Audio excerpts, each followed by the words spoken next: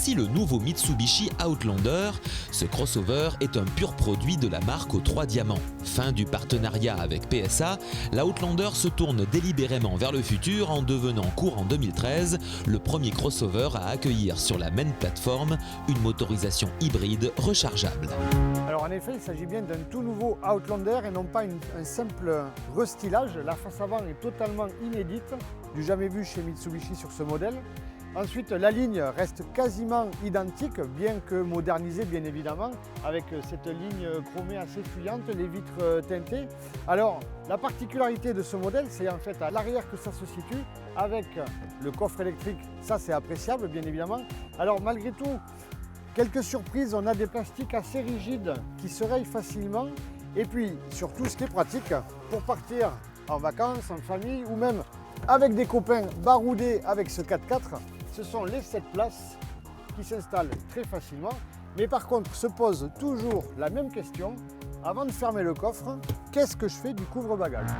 Changement total de style, sa face gomme l'immense calandre et laisse place à une plus fine et aérodynamique. Elle s'étire entre les projecteurs par des bandeaux chromés qui rappellent les crosses de hockey.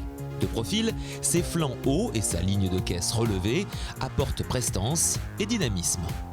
L'arrière, quant à lui, reprend des feux type cristal positionnés à mi-hauteur, de part et d'autre du haillon. Côté dimension, sa longueur perd 1 cm pour atteindre 4,65 m. Par contre, sa largeur et sa hauteur restent inchangées. Le coffre voit son volume gagner 31 litres, soit 913 litres. Pour les 2 derniers sièges à l'arrière, on peut se poser la question entre gadget ou réelle utilité. Pour y accéder, la porte ne s'ouvre pas beaucoup. Ensuite, il faut être un peu souple et costaud sur les cuisses.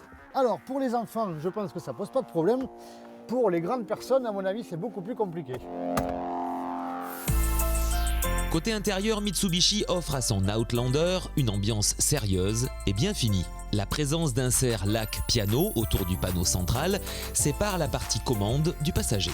Ce dernier a droit à des inserts argent 3D qui continuent sur le panneau de porte. Bien équipé avec pour la première fois la clim Bison et le GPS tactile de 6 pouces, l'Outlander séduit surtout par sa modularité. Une fois à bord, je me retrouve avec un intérieur très chic, un peu sombre, c'est vrai, noir. Alors noir laqué, c'est très poussiéreux, c'est un petit peu dommage. Malgré tout, la lumière rentre par ce toit ouvrant. Ensuite, je retrouve des sièges chauffants, très agréables pour l'hiver. Bref, une bonne ambiance. Ici se situe le bouton pour les modes 4 roues motrices, différents modes à tester. Éco, automatique ou bloqué en 4x4. Alors est-ce un vrai 4x4 ou un 4x4 de ville? Je vais prendre de suite le contact pour aller essayer.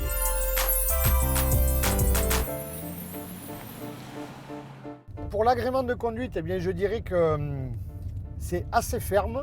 Alors c'est ce qui évite le roulis aussi sur la partie châssis dont on parlera tout à l'heure.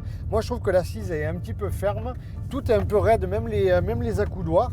Bon, malgré tout, c'est assez précis en termes de direction. Le freinage, quant à lui, est excellent malgré la masse du véhicule. Et sinon, la vie à bord est plutôt agréable avec des matériaux assez agréables à l'œil et une bonne préhension du volant. En version diesel, le moteur 2,2 litres DID délivre 150 chevaux, soit 27 de moins que la précédente génération, tout en gardant le même couple de 380 Nm.